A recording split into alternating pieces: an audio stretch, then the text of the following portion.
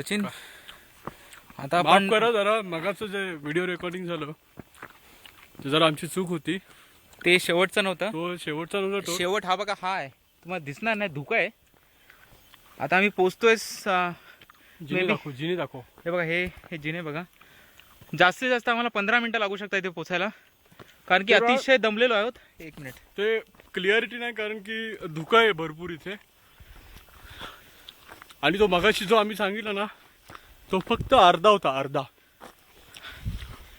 आणि त्याच्यावरती हा आणि हा शेवटच्या पायऱ्या आम्ही स्टार्ट करतोय. हा खाली जाताना लिटरली फाटणार आहे. घरचे बघतील मला. काकडी खातोय सचिन. काकडी पण एवढी मोठी मिळाली बरं का. पॉट भरलं. वर भरायचं काय दम लागलाय. बघा जरा कसं धुकं दाखव, धुकं बघा किती आहे. माणूस बी दिसना गेला बघा. काकडी इकडे दाखव, इकडे. कुठे आहे सचिन? बोल जिने, दाखव. जिने. हा तुम्ही बघू शकता आता जिने असं चल.